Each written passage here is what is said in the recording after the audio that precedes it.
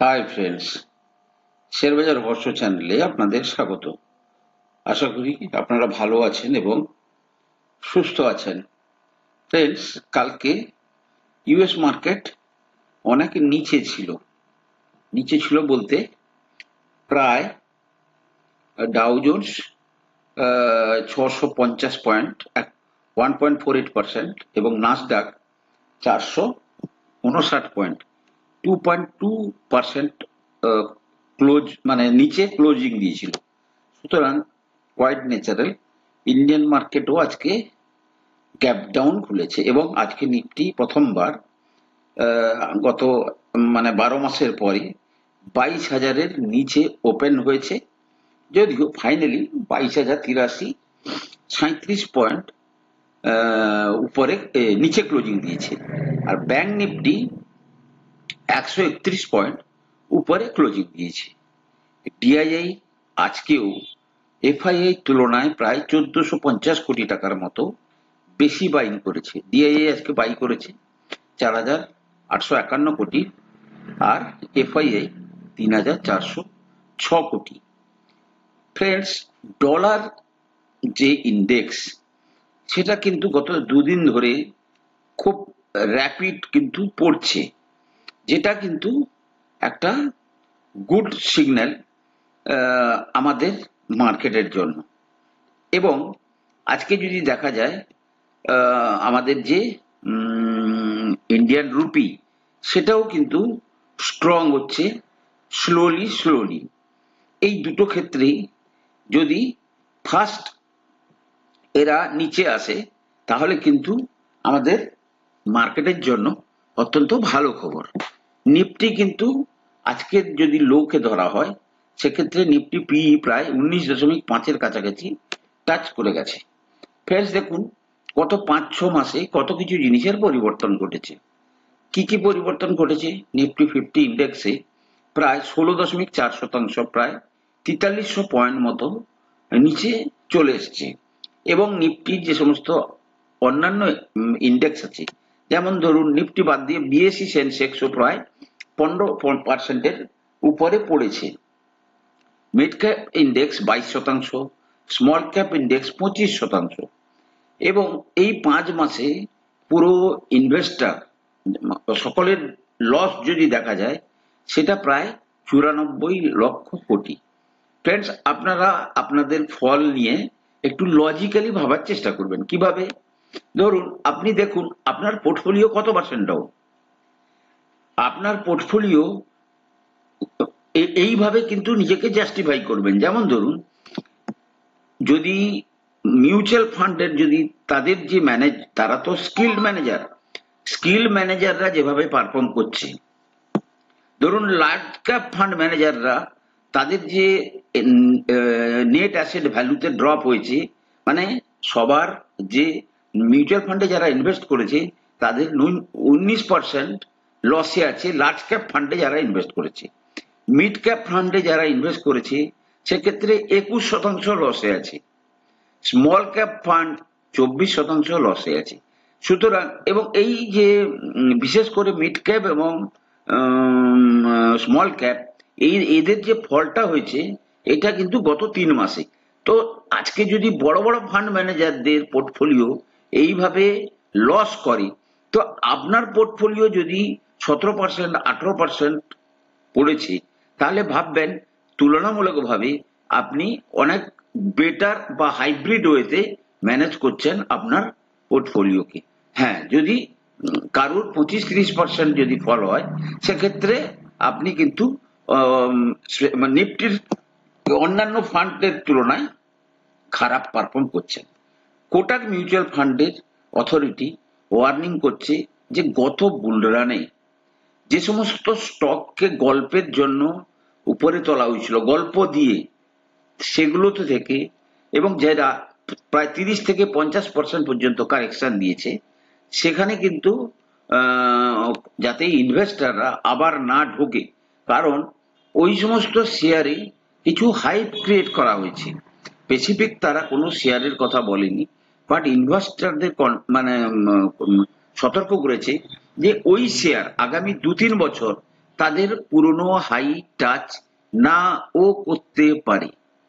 ঠিক আছে, সুতরাং ওই যেখানে ফান্ডামেন্টাল পরিবর্তন হয়নি, কিন্তু কেবলমাত্র স্টোরি দিয়ে শেয়ারের প্রাইসকে করা হয়েছে, উপরের দিকে তোলা হয়েছে, সেই শেয়ারগুলো থেকে যাতে এই ফলেও আস্তে আস্তে তারা যাতে ইনভেস্ট করে সেদিকে পরামর্শ দিয়েছে। ফ্রেন্ডস, রাশিয়া আমেরিকার ক্যালকুলেশন টোটালি চেঞ্জ হয়ে যাচ্ছে। Donald Trump has signaled both publicly and privately that he no longer considers Russia a major cyber threat to US national security and critical infrastructure. The shift, which starkly contradicts years of warning from intelligence officials, has raised alarm among cybersecurity experts who fear that the United States is leaving itself exposed to Russian cyber attack just as global tensions reach boiling point. Means Donald Trump কিন্তু তার যে intention তাতে যেটা দেখানোর চেষ্টা করছে, মানে সে যেন বেসিক্যালি বিজনেসম্যান ডোনাল্ড ট্রাম্প, রাশিয়ার সঙ্গে বিজনেস চুক্তি করে বিভিন্ন ভাবে, কারণ কি রাশিয়াতে অয়েল আছে, বহু রকমের মিনারেলস আছে, সে একটা হিস্ট্রিতে একটা নাম তোলার চেষ্টা করার মানে চেষ্টা করছে। কিন্তু আমেরিকান পাবলিক বা আমেরিকান যে সমস্ত বাকিরা আছে তারা কিন্তু স্ট্রংলি এর বিরোধিতা করছে, এবং এই ঘটনাকে কেন্দ্র করে টোটাল ইউরোপ কিন্তু এখন পাজেল কন্ডিশনে আছে যে কোন দিকে জিনিসটা মোড় নেয়। তবে এই ব্যাপারে ফাইনাল কিছু হয়ে উঠতে আরো কয়েকটা মাস সময় লাগবে, ততদিন পর্যন্ত আমাদের ওয়েট করতে হবে। ফ্রেন্ডস, দেখুন, প্রত্যেকটা বুল মার্কেটে শেয়ার কিন্তু পরিবর্তন হবে। ধরুন, যে শেয়ার গত বুল রানে কাজ করেছে তার 90% শেয়ার কিন্তু আগামী বুল রানে বা আগামী যে রানটা শুরু হবে তাতে কিন্তু সব পারফর্ম করবে, তার কোনো মানে নেই। প্রত্যেকটা বুল রানে কিন্তু নতুন নতুন কিছু সেক্টর বা সেই সেক্টরের কিছু শেয়ারকে মানে করে স্টোরি তৈরি করে সেগুলোকে র্যালি করানো হয়। কিন্তু কিছু শেয়ার থাকে যেগুলো কিন্তু পরের বারেও হয়তো চলতে পারে। যেমন ধরুন, এর আগের বুল রানে ডিকসন টেকনোলজি কাজ করেছিল, ফল হয়েছিল 50-60% ফল হয়েছিল, তারপরে কিন্তু আবার সে কিন্তু উঠেছে। তেমনি ভাবে গতকাল gen technology had strengthened its leadership in military simulation with the grant of its third patent for the T-90 tank simulator.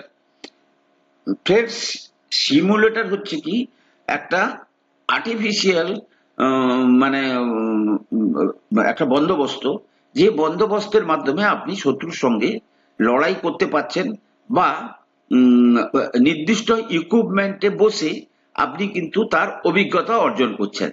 তো মোটামুটি the newly patented containerized driving simulator system T90DS is a high fidelity portable training solution designed to enhance combat vehicle operator training.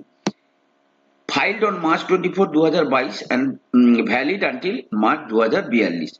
This patent marks the combat fourth in 2025 and 14th this financial year. Basically যেটা আমি বলতে চাইছি,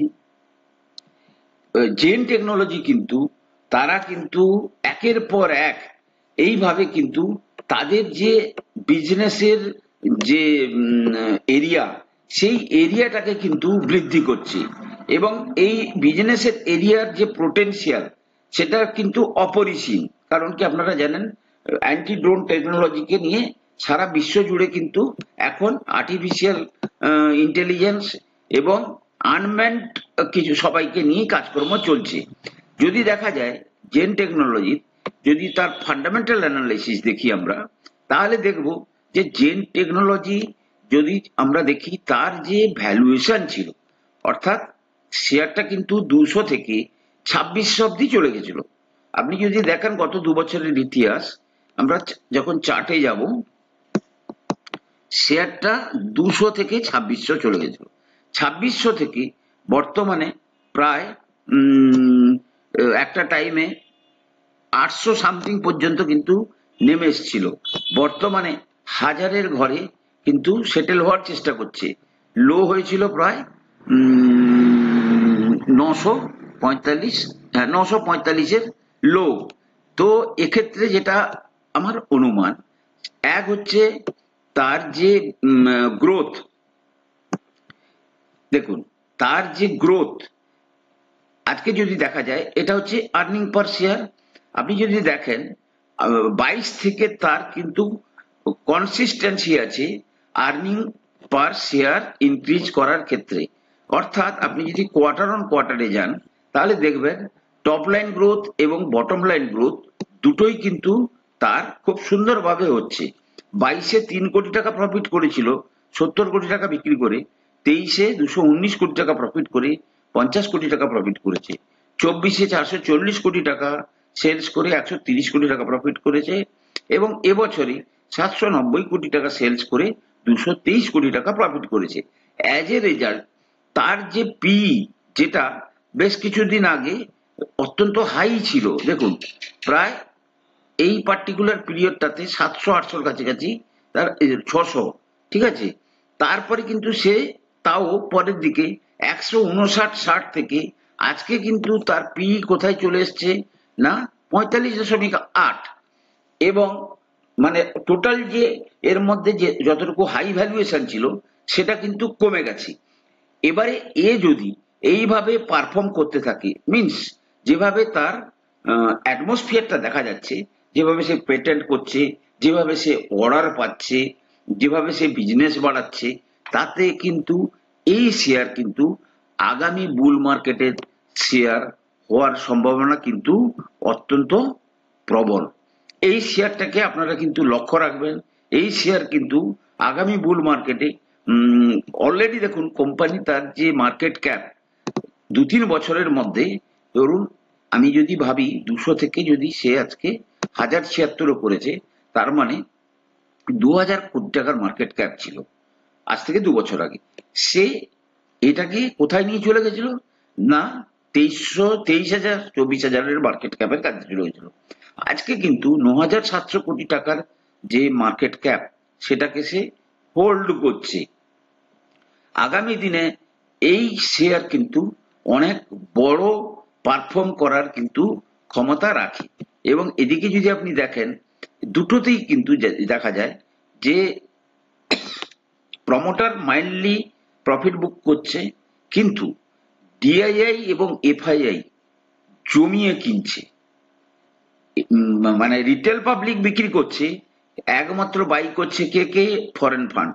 foreign fund যেখানে এই জুনে যেখানে 3% ছিল holding, তারা 8.29% করে দিয়েছে। একইভাবে মিউচুয়াল ফান্ড আমাদের 3.37% যেখানে হোল্ডিং ছিল, তারাও কিন্তু আজকে বাড়িয়ে 9%-এর কাছাকাছি করছে। মিনস শেয়ার স্ট্রং হ্যান্ডে যাচ্ছে। সুতরাং এই শেয়ারটাকে কিন্তু মাথায় রাখবেন, এই শেয়ার কিন্তু আগামী দিনে অত্যন্ত ভালো পারফর্ম করতে পারে। আর ফ্রেন্ডস, এই মাসটা কিন্তু অন্তিম মাস, এইভাবে সস্তা শেয়ারের গড়াগড়ি দীর্ঘদিন চলবে না। সুতরাং যে যতটা ক্যাপিটাল ম্যানেজ করতে পারছেন উইদাউট টেকিং এনি রিস্ক, অল্প অল্প করে মানে অ্যাটলিস্ট এই টাইমটাতে কেনার চেষ্টা করবেন। তাতে কিন্তু আপনাদের পোর্টফোলিও তাড়াতাড়ি কিন্তু পজিটিভ চলে আসার সম্ভাবনা প্রবল হবে, কারণ আপনাদের কিছুটা এভারেজিং হওয়ার সুযোগ থাকছে। কারণ কি এত মানে নিচের ভ্যালুয়েশনে বেশি দিন মার্কেট সাধারণত থাকেন। ফ্রেন্ডস, আমি কোনো সেবি রেজিস্টার্ড অ্যানালিস্ট নই। কোনো শেয়ারে কেনা বা বিক্রির আগে আপনারা কিন্তু আপনাদের ফাইন্যান্সিয়াল অ্যাডভাইসারের পরামর্শ নিয়েই কিন্তু শেয়ারে কেনা বা বিক্রির সিদ্ধান্ত নেবেন। ভালো থাকুন, সুস্থ থাকুন। ভালো লাগলে ভিডিওটাকে সাবস্ক্রাইব করুন, লাইক করুন, কমেন্ট করুন। কথা হবে পরের এপিসোডে।